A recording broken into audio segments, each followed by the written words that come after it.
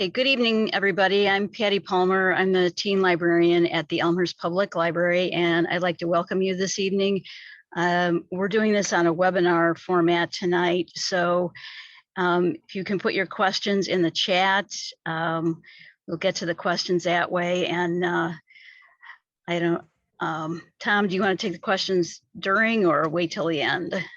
I'm perfectly fine taking them during the presentation if people want to ask at that point, but I Okay. can stick around as long as you want to keep me here too tonight to answer afterwards as well.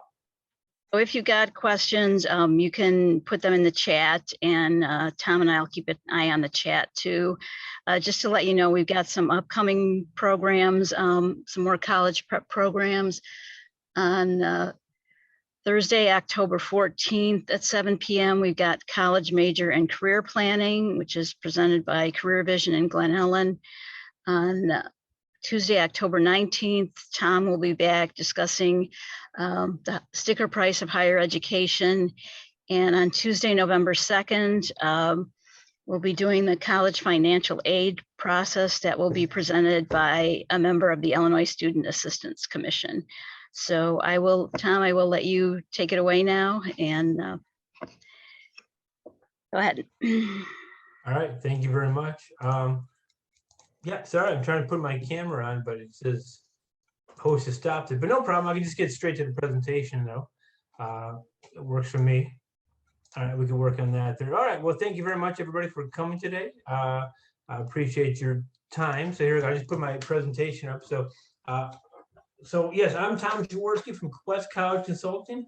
I am up here in Mount Prospect, and not too far, right up 83 from everybody. But I appreciate you taking the time. So how to begin your college search. So I'll get a little bit about my background and who I am. And Patty's always been great to bring me back here to the library. I used to be a high school history teacher. That's how I started in the profession. And then, like all teachers, I started earning my master's degree, which I eventually received in school counseling. And then the school I was at was a smaller private high school, and they were really good to me. And when I graduated with my master's degree, they ended up, sorry about that. They ended up opening up a counseling position for myself in the department. They didn't have any openings available, so I was kind of surprised by that, but they really appreciated my work. And so what they did was they put me in charge of an honors program that they had. So the top, say, 20, 25 students in each class. So I had a caseload of about 100 students on my own. We had our own college counselor, so I kind of just worked with just those 100 students from day one of high school. So like, this time freshman year, hey, congratulations, you're in an honors program. What are you doing for college? And so I kind of helped them explore colleges, build up their resumes, all the way up to this time senior year where they were applying to different colleges. I really enjoyed working in high school, but always seeking something different and a new challenge. And so I decided to leave education while working in high school, but I started my own business as a private college counselor, or a fancy term, an independent educational consultant, specializing in college. And so what that means is that I help high school families now with the college process. That could be anything from helping find the different colleges, matching up a college with a particular major or a major with a particular college. I can go either way there. Definitely very busy these days helping high school students with their college applications and college essays and editing those and brainstorming them and so on and so forth with that aspect. And then helping with the financial aid process as well too, which is something that I'll talk about a little bit about today. But that's something that not necessarily at the end of the process, that after you apply and you get into the schools and then you figure out how I'm going to pay for this, it kind of goes along the entire way with the college process, even in the beginning of it. So that's something I'll talk about in a little bit as well too. So yes, I really enjoyed that aspect. And so that's what brought me here today. With Patty bringing it back numerous times. I always appreciate that. It's a good audience here in Elmhurst. So what we're talking about today will be kind of the 4 fits of college, kind of how to find a college search. So if you have anybody from a freshman right now, so if you have a senior right now and you're still trying to navigate the college application process, not sure where to start, no problem. It can be done these days. You are not necessarily late, You probably have some work to do, maybe a little bit of a faster pace, but you can do it, no problem too. But we'll talk about those 4 fits of college, and they are no particular order, which one goes first, which one should, in a progression. But I usually put finances first because I think that's the elephant in the room that the parents are always worried about, that the students don't necessarily know. They know college is expensive, but the conversation is not necessarily had with the families as well too. So that's why I put finances first, because it's probably one of the biggest aspects of the whole process as well. So talk about that financial fit, location, academics, the social fit, and then of course what you can do today to get started with the college search as well. One thing that I will do really quick is that I'll put my email address in the chat screen. So if anybody is interested in a copy of this presentation, I'll have some links that I probably won't go over today. But if you haven't, if you want a copy of those links, because it's a lot easier, or if I'm kind of talking too fast because I kind of get excited about things, I tend to speed up. Feel free to email me as well. I'll be happy to email you the presentation, and that way I can kind of go over it at your leisure as well too. But of course, as Patty mentioned, please ask a question anytime in the chat feature and the Q&A, whatever is easiest for you. I'm happy to help you with that. All right, so as mentioned, I always say finances. I'm just kind of click to all these. I went too far. Talk about the financial part of this. I always say have that tough question with your son or daughter first, right in the beginning of the process. And of course, everybody's going to navigate how they want to talk about that, and there's no right or wrong way to do that. But have some sort of a conversation regarding the finances of the of college or too. And what is the what are the parents willing to pay? Is there money saved up for college? Is there is a student expected to pay some for school? Is a parent going to say, don't worry about it, we'll just go where you want to go to school? This is the X amount of dollars you're going to have to pay for school, so you can go anywhere you want. That's going to fit in that to say $20,000 range. Talk about that as well as the student. Get on the same page with them too. Talk about loans in the whole process, what that means to the students. Well, they're going to go, oh yeah, no problem, I'll just take out some loans, but they don't necessarily know what that means to have a loan, and the idea that after college they may not want to move home. Maybe you don't want them to move home, but moving back home, and the idea that they want to get their own apartment. And as I always joke, saying living with the pretty people in the city in Lincoln Park or Wrigleyville or something like that. To get an apartment, that's going to be expensive. Then are they going to have a car? If they don't have a car, they're going to have just like their Uber expenses as well too. So they'll have other expenses, and then they're going to have loans on top of that. Is that going to be worth it for them for that education to receive? Is that really the place they should have gone? So talk about those ideas of what that means, and then in the end, always talk about what's the best value, right? Because there's no right or wrong answer to all of this. It's based upon the family and what's best for them.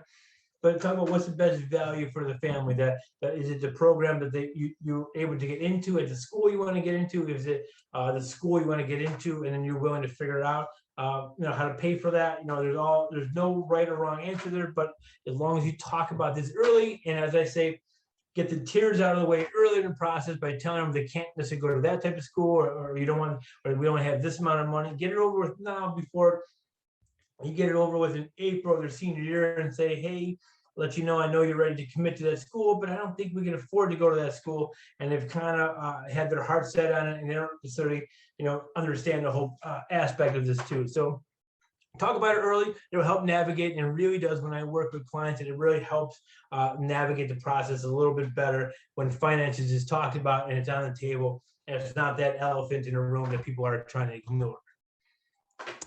All right, so talking about the financial piece, so I'll kind of go through a little bit of the financial aid process as well, because it's a typical question I receive, but also when you're searching for schools, you can help yourself figure out how you might be able to afford a certain school. When you look at that sticker price, right, that cost of attendance, that's what it's called. Some people tend to freak out and realize, oh my gosh, college is very expensive, right? How am I going to pay for that? And I'll kind of explain that not everybody pays that sticker price. Most people don't, but and I'll kind of explain what I mean by that here too. But cost of attendance is 4 different factors into the whole process here. What colleges have to report, and it's by a government mandate from President Obama. He had a couple of these things that he wanted colleges to be transparent about with their costs. But he said, put the cost of attendance on the website. And the cost of attendance means tuition, what it means to be a full-time student enrolled in the school, anywhere between, say, 12 and 18 credit hours as well. So tuition for a full-time 1 year, just the cost of attendance is for 1 year. So tuition is, again, enrolling in school. Then you have room and board, which is slowly turning into housing and meals. So if you look at some websites and you see the term housing and meals, that means room and board as well. And that's on the website now is considered an estimated cost because it's the average cost of the average dorm room on campus, the average meal plan on campus as well too. So because again, you can get the fancier I would say the penthouse suite dorm rooms, or you can have there's still some out there, old school tile floors and painted cinder block walls as well. They're still out there that perhaps could be cheaper, or even rooms that don't have air conditioning as well too. So right, there are still buildings out there that do not have that. And there'll be the cheaper dorm rooms as well too. But like, what a nice cool day we had today, and even cooler tomorrow. Do they necessarily need air conditioning in college? Keep in mind that the library is always air conditioned, so if they want us, they can go study in the library late at night in some nice cool weather if they needed that. So, but anyways, so you have tuition, you have the average dorm room and the average meal plan as well, and the cost of attendance. And then there's some estimated expenses that the government wants them to put on there, so families understand what they may pay for the entirety of 1 year of college. And they put books on there. But these books are going to be right once a year, twice a year, maybe 3 times, depending on if they're on the trimester system. But you'll purchase the books kind of 2 times a year, in the fall and the spring semester. And so the government wants colleges to estimate that $1,200 for that expenses for that one too. So that's added on to the cost of attendance. That's something you won't pay necessarily on that first bill that comes from the college. The other $2,500 that's estimated on there are called expenses, and expenses could be from supplies, and supplies, depending upon majors, what it means, to transportation to get to the campus. And again, depending on what school you're going to, are you going to Northern Illinois, you're going to Illinois State, University of Illinois, Urbana-Champaign, are you driving there? Or are you going to cross the street to Elmhurst University, right? Or are you flying to the East Coast or to the West Coast? To attend a school that your flights may cost you a little bit more money as well, and how often are they coming to and from that campus is going to add up your estimated costs as well too. So that's just, and plus you get your Chipotle and Panera money, as I call it, your spending expenses as well too. So that's estimated on there too is $2,500. But again, that's something that's kind of rolling throughout the entire semester as well. So keep that in mind. You take about $3,700 of down from the cost of attendance, about what you will pay, consider on the sticker price for the that will come on your first bill from the college right there. But also you're trying to reduce that amount of money in those bills too. And so one way to do that is to complete the FAFSA. So the FAFSA is a free application for federal student aid, and this is something that's going to come your son or daughter's senior year of high school. So it goes live October 1st. And so October 1st, a week away, not even looking at my calendar, okay, maybe 10 days away here, it goes live. And so you can start completing and seeking their financial aid. It just starts in a financial aid process. It's not the end all be all how to pay for the college too, but it's a start to getting financial aid from the different colleges. And I'll explain that in a little bit, what I mean by all that. And financial aid, but it's your senior year, and you keep completing the FAFSA every year. You're seeking financial aid for every year of college. So when you're a freshman in college, October 1st rolls around, you want to complete the FAFSA again as well too. But the information you're putting on the FAFSA, which is a federal government website, U.S. Department of Education, you're putting your prior year information on there. Could be quite confusing, but the idea here is, if your son or daughter is a senior right now, they're going to be attending college in the fall of 2022 when they're going to be a freshman. So you use the prior year information 2 years back then, or which would be the 2020 tax year, the tax year that just passed as well. You can use that tax information to estimate what your financial aid for the first year of college. So that year is, if you're just trying to figure that out in your head and do your math, easiest way to remember it is the second semester sophomore year for your son or daughter, and your first semester junior year. So that calendar year is the year that your financial aid is going to be determined for you. So for some of you already, your financial aid has been determined and you haven't realized it. Or if you have a junior right now, the clock is rolling. You have maybe a little bit over 3 months to go to try to figure out some financial things in order to maybe save some money for your financial aid as well too. But when you complete your FAFSA, you receive your expected family contribution, and that's a number that the Department of Education feels that you can pay for 1 year of college. But I would say don't worry about that number, because that number is going to get recomputed by every college that gets sent to. On the FAFSA, you can report up to 10 schools. It could be changed if you apply to more than 10 schools. You can just resubmit a FAFSA with new schools on there, so nothing to worry about that. But the idea gets sent to those schools, your EFC, and it's based on their cost of attendance, because every school is different. I'll show you in the next couple of slides what I mean by that, but everybody's got a different, price tag for the school. So that EFC is, different for every different school, and what that means. It can be very affordable for one school, but not affordable for another school, for instance, a very expensive school. All right, so like I said, this is the kind of the gateway to college financial aid. It's a start to the kind of the process, start to the discussion of financial aid with the different colleges. But it's not, how to pay for the different schools as well too. So this is starting, but it also is considered, think about it as your loan application. So if your son or daughter takes out those loans, the first and the best loans will come from the federal government. And then the parents can even take out some loans from the federal government as well to help pay for college as well. So so this is kind of like a loan application as well too. So even if you don't think you're gonna get financial aid, but you might want to take out some loans to help pay for college, or you want your son or daughter to have some loans, to have a little quote skin in the game, right? You can take you can complete the FAFSA, because that's kind of a loan. You don't have to accept those loans that are offered under too in the end, but it gives you some options as well too. The FAFSA is going to be changing for the 2023-2024 school year and beyond.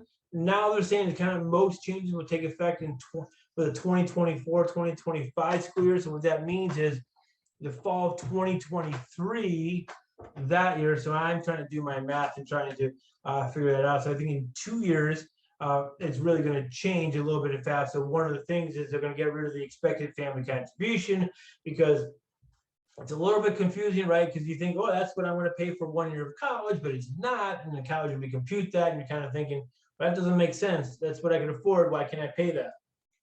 Because every college recomputes it. So they're going to call it the student aid index, but they're also going to reduce the amount of questions from currently 108 to 36. Some changes may slowly be implemented in there, but honestly, the amount of questions right now, 108, are really not as bad as it sounds. As like line 1 is, what's your first name, line 2 is your middle initial, line 3 your last name, so on and so forth. So there's not really that many financial questions, which is probably going to be what's kept in there. It's a little bit more of the kind of the eye candy, saying, wow, there's a lot of questions. They're really going to shrink it, but not much will be changed there, but some formulas might change in there as well too. All right, so when you complete the FAFSA, right, and you get sent to the different colleges, and you complete it in October. So I say complete at some point in October the FAFSA. I would say don't leave it till November. Complete it as early as possible, but October is fine. Complete the FAFSA, and then what you're going to do then, you're going to send it out. They're going to recompute your numbers, and then probably by mid to late February, you receive a financial aid award package. And in that financial aid award package, you're going to receive scholarships from the school, which you may have received that anyways from in the acceptance letter, your merit scholarship based on your academics, your standardized test score, and other various reasons. But what's really going to come in a financial aid award package would be your grants, that are need-based financial aid. So based upon your finances, what you put down in the FAFSA, if you need some additional money, according to the college, they're going to help you pay for that as well. Work-study program, which means your son or daughter gets a job on campus. Now, keep in mind, actually, that even though that will show up on the financial aid award package, when you receive that first college bill, work study is not going to be deducted because your son or daughter needs to get a job on campus and earn a paycheck. And so they're going to actually get paid directly for that work study that the college is offering them as well too. So it doesn't come off that bill. They get a paycheck that they're going to be receiving too. So maybe you don't need to fill their debit card that often because they can get a job on campus. So keep that one in mind. And then the loans will be on there as well too. Some loans may come from the institution themselves. The federal government, as I mentioned, the loan application, the FAFSA is. We see various types of loans, the subsidized, unsubsidized loans. I'll talk about those in a couple of weeks, a little more in depth about all of this financial aid package, and how to figure out how to pay for college and stuff like that. But we get two different types of loans. I'll explain the difference later on there. But those first two are for students. The Parent Plus loan are for the parents in the parents' name that the federal government is willing to give some additional money to the parents if needed as well. And of course, you can get some private loans if needed as well too. All right, so looking at the cost of college here too, looking for 1 year of tuition at the University of Illinois Urbana-Champaign for an in-state student. Like I mentioned, 1 year for in-state student here too. The cost is, so I kind of put everything up here too. You can see it that I talked about. It's a sliding scale at U of I from the low end about 17,000 to the high end about 22,000. The reason U of I does that is based upon the major that you're in, the business and engineering, the more popular majors, the more competitive majors, which you say have more fees attached to them because of the education, that they charge you more money for that versus a liberal arts major, maybe a college of aces at U of I will be more about $17,000 for a tuition or two. So they got a little bit about, depending on your major, what you're gonna pay there. Room and board is $12,500 for the average dorm room and the average meal plan. You estimate your $1,200 of books and your $2,500 expenses. And for 1 year to go to University of Illinois, it's about $33,000 to $38,000. Of course, you can take that $3,700 of estimated cost on there for books and expenses, and right, you can think somewhere around $30,000 to $35,000 for 1 year at University of Illinois Urbana-Champaign without any scholarships attached to it or financial aid as well. And to be honest, U of I is not that generous with financial aid, meaning scholarships, so you may not be receiving much from those schools too, so keep that one in mind too here. But it's for 1 year in-state student, public university. On the flip side, to show you the difference between a private school, Drake University in Des Moines, Iowa, the big difference in cost is going to be tuition. They are not a public institution receiving subsidies from the state government. So everybody, in-state students, out-of-state students, it doesn't matter. Every student, the tuition price is nearly $46,000. You get your average room and board at a little bit over $13,000. After you put your books and expenses with estimated costs, you're looking at almost $63,000 for Drake University. But yes, it's very expensive, but usually I say is early in the process, and this is where I say, talk about the finances early in the process, start the process early if possible, because those expensive private schools actually sometimes can become out cheaper than those public universities. And I know I just showed that U of I is $33,000 to $38,000, and this is $62,000. Sometimes those private schools have a lot more money to give out. They have a higher, quote, discount rate is the term. So they give you a lot of money, off front for various reasons. But they could they might be a little cheaper in the end. So I say don't discount them early in the process because of just the eye candy here too, but look for something a little bit later in the process as well too. And I'll kind of show a couple of things that you can do today to understand this as well. All right, so the cost of attendance at Indiana University. So if you're looking at an out-of-state public university, they'll show you the difference here as well. You're looking at a little bit over $38,000 for tuition and fees for IU. Room and board is a little bit over $12,000.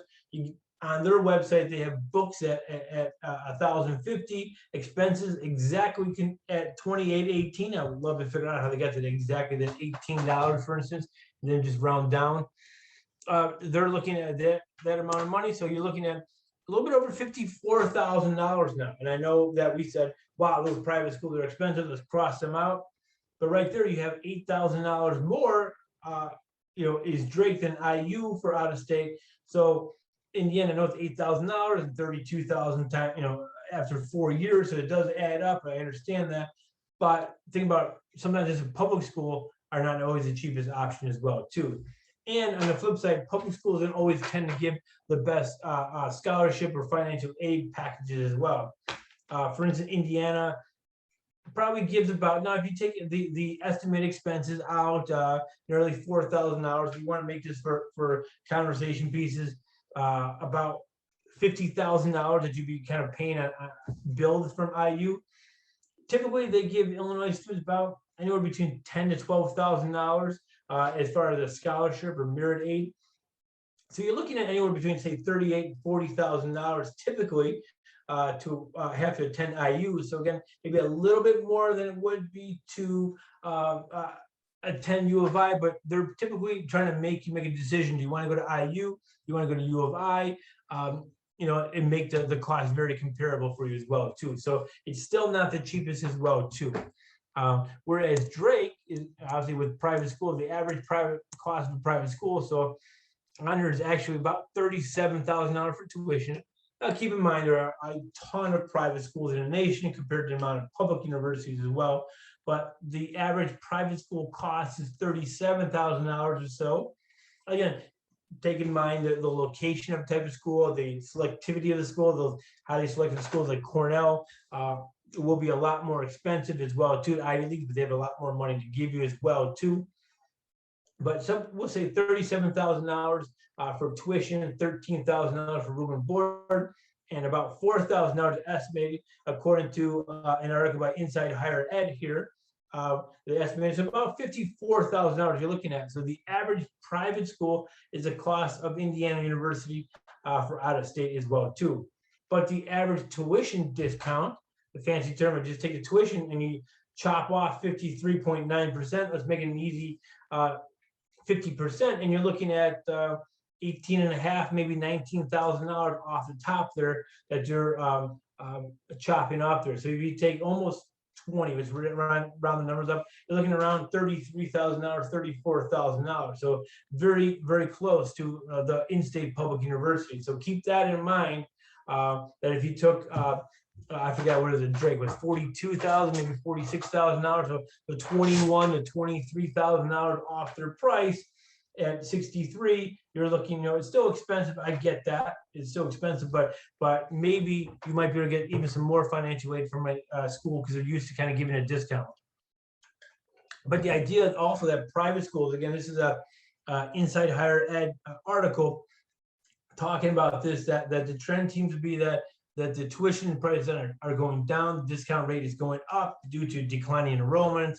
Last year with test optional, more and more students applied to the highly selective schools, and they kind of really took off. So I know the rankings for like Wall Street Journal came out today, but those really highly selective schools are really have taken off. So the other schools, excuse me, are really looking for are fighting for students as well too. So, they're really looking to try to fight to get students on campus. So the discount rate and given the amount of financial aid is really going up at private schools. So keep those in mind is what I'm saying. You don't have to go there, but please don't take them off the list right off the bat is what I'm trying to say. All right, so we talk about the financial piece, about the college. So let's look at something more fun, perhaps. Where does your son or daughter want to go, right? The whole United States is their oyster. They can go wherever they want. Well, start thinking about too, like what's the geographic area they want to attend? So what part of the United States do they want to go to?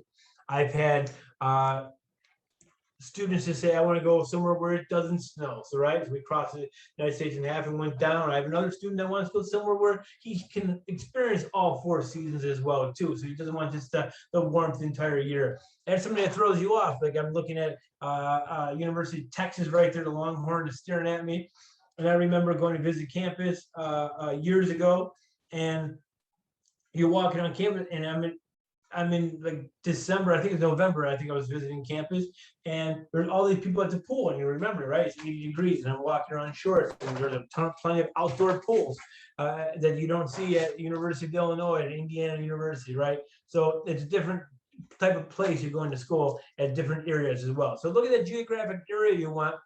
They can help you narrow down. Do I want just the Midwest? Do I want the East Coast, the West Coast, the South, right? There's a whole bunch of different ways to break it down. So if you break it down the kind of United States, I can make your search a little bit too. It'll knock off a lot of schools.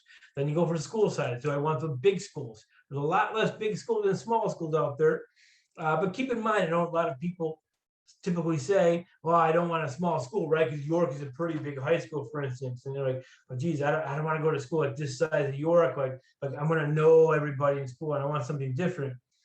But keep in mind, right, it's a campus, so it's sprawling. It's just not one building like York is. Granted, it's a very big building, but the idea is like you have a whole campus that's spread out into as well, with dorms and different classroom buildings and different cafeterias, and then even like a little town that you're involved in. So the schools are much bigger, even though the size may be the same as your high school. So don't discount those as well too. But if you do, I understand as well too. That one I can't argue with as much as saying don't cross off those expensive schools right off the bat. So, but school size, right? You want large schools, you want small schools, medium-sized schools. So you can kind of cross off your list as well too to narrow down. And then the locale. Do you want an urban setting? Do you want the UT Austin, like I said, where we can look and you can see the Capitol building a couple blocks away off of campus, the Lyndon B. Johnson, the LBJ Library right there as well too. Do you want, more, like I said, think about the Paul Loyola here in Chicago. Do you want that type of University of Illinois, Chicago, right off of downtown there? So do you want those type of schools? Do you want the rural? I don't really hear that too much. People, will go there. They don't tend to mind it, but usually you don't hear, I want to go where just cornfields are surrounding me too. So those are out there. Small town America, there's a lot of colleges like that as well. Going to Iowa for, say, Grinnell College or Cornell College, some really good schools out in Iowa that are really in a town of 2,000 and a college less than 2,000. So you're just as big as the town as well too. But you want that college town like Urbana-Champaign, Iowa City, Ames, Iowa for Iowa and Iowa State. You want those type of environments as well too. So keep in mind, you can keep colleges like that. They have a little bit of a vibe, a little bit of a bigger city as well, but not that big urban environment as well. Or do you want the suburban setting, just like Elmhurst University is, North Central College, Wheaton College as well, to give you a couple around you. Northwestern, think about that. That's considered a suburban setting, right? They're in Evanston, they're not in Chicago, but you can get to the city pretty quick if you need it. Especially from Evanston, you can, but a lot of the suburban schools you can. Elmhurst University, right? Jump right in that metro right by the library there and take you downtown, depending upon the type of train you got. Maybe half an hour, maybe 45 minutes at the most to get you downtown. So keep that in mind. There's all these different types of campus environments that your son or daughter might be most successful in as well. But typically in the end, high school students say they want to attend school about anywhere between 2 to 6 hours away, I find. So they want to go not too far, but not too close. So typically it's 2 to 6 hours as well. So if you take your radius and you draw a circle in 6 hours, you're looking, Minneapolis area, maybe a little bit further than that. But there's a couple good schools up that way, with University of Minnesota being one of them. But Carleton, McAllister, St. Olaf, going through Iowa by Ames to Iowa State as well, and Des Moines, Drake there. I think in Missouri, you got Columbia and Mizzou is just past that circle, but not that much further past it. All the way down to, say, Louisville, and even University of Kentucky is right around there too, to the Cleveland area. For Ohio, Columbus, Ohio State's right there, University of Dayton, Xavier, and pretty much most of the schools in Michigan as well too. And pretty much look at Wisconsin as well too. So typically 2 to 6 hours as well too for students. There's plenty of different colleges within that radius that a student might want to go to. So things to consider with that location as well is to keep in mind, right, transportation to and from campus. If you're driving them to Ames, Iowa, to University of Missouri, 6-7 hours away. and you need to pick them up for Thanksgiving and vacation, right? Break, you want to bring them home, whether it's a fall break, you can bring them home and you can drive, but you can drive 6 hours, 7 hours, like, wake up, and beat maybe rush hour traffic out. So you're leaving at 6 o'clock in the morning to get out there, or you're going to wait till 9 o'clock in the morning, beat it. So you're there at noon or 3 o'clock in the afternoon. Then you're going to pick up and drive that 6 hours back home again. Or you can spend the night out there. So that's going to bring in some costs as well too. So consider that transportation to and from campus, or if you're flying into maybe a school that's not necessarily located in a big city, like say, Ohio State's in Columbus. If you're going to fly to Columbus, for instance, or you're going to fly somewhere to Boston, but how are you going to get to campus from that point, from the airport, for instance, too? Obviously, as I showed you, looking at in-state versus out-of-state public tuition, consider that as well too. Private school is paid for the same, but I know a lot of people say, I just need public schools. You're going to look at public schools. Well, out-of-state is going to cost you a lot of money too. Commuting to college is going to save you a lot of money. Perhaps taking that train downtown to UIC, for instance, right by Metro, by Union Station, for instance, Ogilvy Station. You can walk to campus. There's a shuttle taking you there. Elmhurst University, obviously pretty close to everybody there. That's going to save you a lot of money as far as room and board as well too. But location is going to cost you wherever you're at. If you're going to be in the cost of living as well. New England, a little bit more expensive. For an average private college is $54,000, where the average Midwest private school is a little bit just under $41,000 as well too.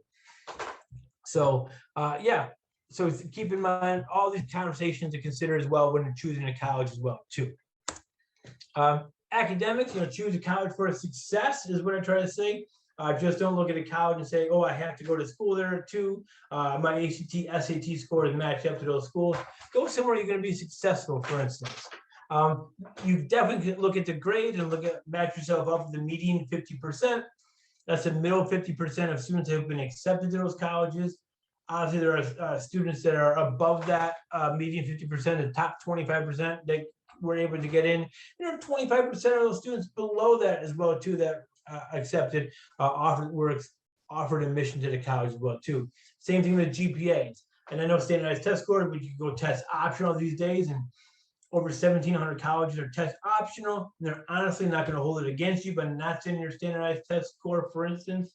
But GPA is a big factor as well too. How well have you done over your 3 years of high school, right? Because you're applying at the beginning of your senior year, so your grades are not involved for your senior year, typically in the admission process as well too. So how are you looking at your GPA and your standardized test score? Are you matching up in the middle 50%, for instance? A lot of times you just look at the college websites themselves and it'll kind of tell you the freshman profile to see where you match up as well too. So, but just because you match up there doesn't mean that's going to be the best school for you.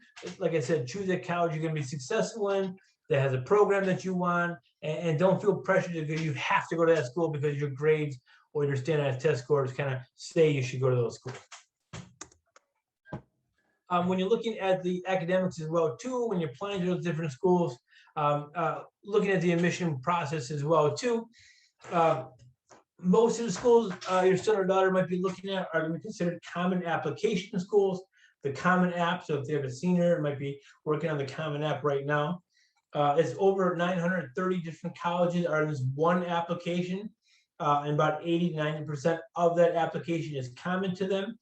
All Illinois public universities are on there for the first time. So the University of Illinois Urbana-Champaign, Illinois State, first time they've ever been on the Common Application, which makes it easier to apply to those schools as an Illinois resident, which is why the Illinois legislature wanted them on the Common App, for instance, too. It just makes things a lot easier as well. But when you're applying to a Common App school, keep in mind too, it's just not your grades, as I mentioned before, your standardized test score and your median 50%. There's other factors that go into your academic factors that go into your application to being admitted. So keep that in mind as well too. So when you're looking for colleges based on academics, it's just not those aspects. You're looking at your essay, GPA, the rigor of your curriculum. How hard have you challenged yourself? What courses have you taken? Have you been successful taking honors classes? If you have, did you challenge yourself to take AP courses, for instance? what classes, what type of school are you looking at, depending on how rigorous of a curriculum you're looking at as well too, right? Looking at your standardized test scores if you submit them, looking at your activities, summer opportunities, community service, other things you've done as well throughout your high school that they're looking to consider you for admission to the school as well too. So just because you're in that median 50% doesn't mean you're guaranteed to be in. Some schools have that sliding scale, as I call it. University of Iowa has a Regents Admission Index for Iowa, Iowa State actually, and Northern Iowa. It's a mathematical formula based upon GPA, ACT score, and high school courses. You've taken core high school courses, and then it's pretty simple to figure out if you're in or out. University of Kansas has an idea the same way. If you have like a 21 ACT or equivalent on the SAT, it's 3.25 GPA. Rock chalk, you're into to University of Kansas, for instance, too. So there are still schools out there that are like that as well, too. But there's many of the schools you're going to apply to will be the Common App schools as well. So keep that in mind when you're looking for college as well, that you make sure you build up your resume and your activities and your courses. You're challenging yourself through courses as well, too. All right, so when you're looking for that social fit for the school too, right? You kind of narrow down to the size of the school, where you want to go, the academic fit. What kind of schools are you looking at? Are you looking at liberal arts colleges? But typically they say that they educate you for the job that's not yet created 10 years from now, that you get a little bit of everything, exposure to all humanities and social sciences and STEM courses as well. You get a little bit of all those aspects there too. Are you looking at research universities, which typically are larger colleges, for instance? University of Illinois, Chicago, for instance, are large research, well-known research universities. Are you looking for a conservatory for your fine arts, which means you typically have 2/3 or 3/4 of your college courses in your fine arts field, for instance, and then you're not really taking many STEM or social science, humanity courses? On the flip side, you get a technical or highly focused school like at Rose-Hulman University, Rose-Hulman Institute of Technology, Milwaukee School of Engineering, what do you got? RIT Rochester Institute of Technology, WPA, Worcester Polytech. Okay, you get the point here. They're really kind of the conservatory for STEM schools. They're really highly focused, and you're going to take most of your courses in STEM-based fields, and maybe you get some English classes along the way too, with math and science-based type of school. And again, maybe that's a school that your son or daughter is looking for, as you really want more of a STEM-based, especially maybe an engineering type of school. Comprehensive school, right? Is it larger school like a Marquette? They could be considered liberal arts college, but they're not necessarily large like U of I, but they're small, like a typical liberal arts school. So you get a little bit of everything there too. Types of school, are you looking for religious, like Marquette? You get a Catholic, a Jesuit university, same with Loyola and DePaul, or you're looking at Wheaton College too, to really have a little bit more of a faith base than Marquette or DePaul, for instance, as well too. Are you looking for single-sex schools? Gentlemen, only 3 all-male colleges left in the United States. Wabash College in Crawfordsville, Indiana, is the closest one to you, so keep that one in mind.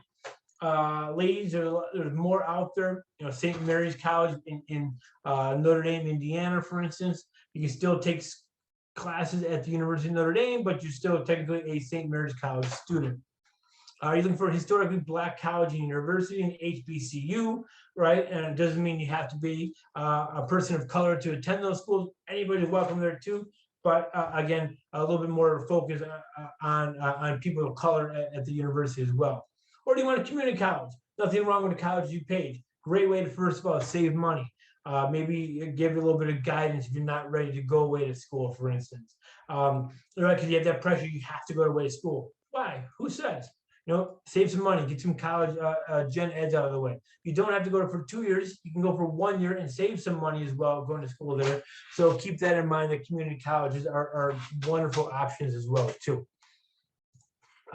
Also consider that social fit as well. Are you looking for fine arts? You don't have to be a fine art major in order to participate in fine arts.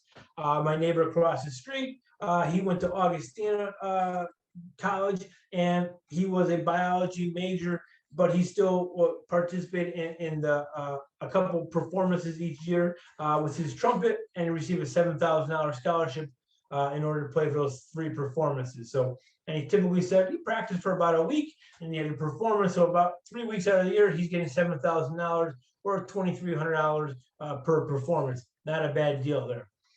Athletics, right? Did you want, obviously if you want to play in the athletic teams, but if you want to play intramurals as well too, right? Some colleges are more well known for intramurals than other ones, or club baseball teams if you're not going to participate on the school team, for instance. The Quidditch clubs there, are there different activities you're interested in? Sororities in Greek life or fraternities, or do you not want anything to do with that? There are some campuses that do not have that, for instance, as well too. So a little bit different for everything for you to consider too. All right, so I'm finishing up here. Thank you for your time. And again, like I said, I'm happy to answer any question that anybody has with the presentation. I'm happy to email your presentation too. I'll have my contact information as well. So feel free to let me know. But typically what I would say today is what you should do to go back to the finance aspect of check your finances first. What can you afford? The FAFSA forecaster. So again, if you just Google that term, FAFSA forecaster, what that is, that's the FAFSA, but it's not kind of like a binding FAFSA. So you complete it just like you would a regular FAFSA. You're not submitting it to any schools as well, because you can only submit it, first of all, after October 1st of your son or daughter's senior year. So if you're wondering if you have a freshman or a sophomore saying, great, what might my expected family contribution be? What is looked at on the FAFSA, for instance, like how much would my adjusted gross income impact things, or money that's in my bank, or investments that I might have. Again, a lot of this will be discussed in my next upcoming presentation as well. But if you don't attend that one too, no problem. You can do it a FAFSA forecaster. If you Google that term, it'll take you straight to that website as well too, and make it easy for you too. Or you can find it on the College Scorecard. The College Scorecard will be a great site for you to look at as well too, where you can go on the website and get a bunch of information, public information about the schools, about their median standardized, the median 50% for their test scores, maybe for GPAs on there. The cost of attendance will be on the website. You can also have a link to their net price calculators there too. What a net price calculator is, again, if you just Google net price calculator and the college that you want, typically it would take you to that page. But what a net price calculator is by you putting in your personal financial information, because yours is different than everybody else watching this program today. Based on the information you put in, the college would tell you how much financial aid that you might receive from that school. We receive some merit aid, we receive need-based financial aid. So this is where those expensive private schools, you can start going to Drake University and say, hey, net price calculator. All right, Tom said it might be affordable for me. How much money might I receive? That slide said 53.9% is a discount rate for tuition at a private school. So what does that mean? So if you went on the net price calculators, answer the questions based on your personal information, your adjusted gross income, how much money you have in your bank and your investment accounts. What's your son or daughter's standardized test score, GPAs, for instance? And when you compute that, you can get a net price, a ballpark figure of what you may pay for 1 year of college at that school, for instance. So, so keep that in mind. Net price calculators are wonderful, great to start the process. Or as you're talking about schools and brainstorming schools, say, hey, what about Boston College? Is that a good school? Do you want to go there? What do you think? Well, look at the net price calculator to see if that's going to be affordable for your family, for instance, as well, too. So keep those in mind. Visit college campuses. There's a lot of virtual programs these days. Typically, they're open for, at least for self-guided tours. Every college is different, but you can at least do self-guided tours. Some are letting you have some visits as well too, like campus visits. Usually the information sessions will not be there. You can do those virtual information sessions as well too. That would be a great way to view it, just like you're doing here. You're listening to somebody, you're watching maybe a video. Maybe it's a little bit more entertaining in my program here because you got more videos that they're showing you and talking about the schools. But to tell you all the information you need to know about that school in 30 to 45 minutes, for instance, as well too. And then if it's still interesting to you, then go visit the college. Then go take what the campus experience will be, what it's going to be. There are virtual college fairs as well too. NACAC runs those. The College Board has some as well. So if you want to Google those sites for NACAC college fairs, for instance, you can get a link to the websites to find those virtual college fairs, and they may not be in person as well for a while, and maybe even going forward that might not be. So we'll see what the future is going to hold for us as well too. So, but virtual college fairs, but each school has presentation times. You can hop in or out of their kind of Zoom rooms if you would, talk to the colleges about themselves as well too. So typically you get yourself exposure to a lot of different colleges through a virtual college fair as well too. ACT, SAT exams, even with college, you're going to test optional. I always say take the exam, just don't rely on it. I know as a public school student, if you go to York and it's a public school, you will get a free exam, SAT exam your junior year of high school, but doesn't mean you have to wait till April of your junior year to take the exam. You can take it there's one coming up in October, you can take one in December, in February, for instance. But again, if you want to take it to get a baseline score and say, do I need to get some standardized test prep? Obviously, Patty's got a lot of resources at the library that she could set you up with as well. A lot of online resources as well too. You can start prepping for the programs that way too. Or as I said, you get, take the exams as many times as you want. And if you're still not getting the score you want, typically colleges going forward will be test optional as well too. So you can go and apply test optional to those colleges too. So keep that in mind. If you don't match up in that middle 50%, you're not lower 25%, I'd probably recommend going test optional. And like I said, the college will not hold that against you or assume that as well too. But taking a score, I always give yourself an option, keep it in your back pocket and use it if you need it to as well, because you never know what might happen. And the last thing I would say is do not worry about the name brand of the school. I know I said the Wall Street Journal just came out with their rankings. U.S. News and World Report had their rankings last week, and some of my clients were talking about, well, the rankings came up. U of I's business went up, the program went up. Great, definitely a good business program as well, but is that a good business program for your son or daughter? So keep that in mind. So I typically get asked, is that a good college? And I usually say, well, it all depends. Is that a good college for your student? Is that a good fit for you? Is it a good financial fit, good social fit, and of course, good academic fit for your son or daughter too. So keep that one in mind. Don't worry about what everybody else is talking behind you. Just do what's best for your family and keep on with what your best value for your family will be. So thank you very much for your time. I'll be happy to stay on here too. Like I said, I'm not sure my picture may not show up as well too, but all good. I'll still be here until Patty kicks me out. But thank you very much for your time. Feel free to send me an email if you'd like a copy of this presentation, or if you have any additional questions that may come up at any point or two. So thanks for attending today. Thanks for having me back, Patty. I really appreciate that. And I'm happy to help people here now. Yeah, this program was recorded and it'll be available on our YouTube channel for 4 weeks. Oh, great. So if anybody is viewing this kind of quote on demand, feel free to reach out to me as well. I'll be happy to send you the program. Just tell me you're from Elmhurst Library. So, or contact Patty. She'll get you in touch with me as well too. Okay. Does anybody have any questions? You can type them in the chat or the Q&A.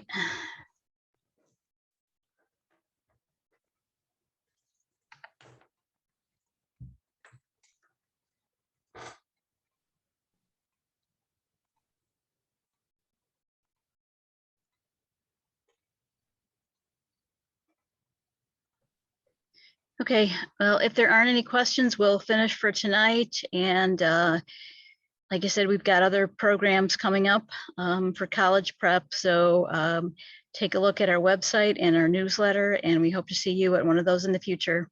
Thank you. Good night. Thank you very much.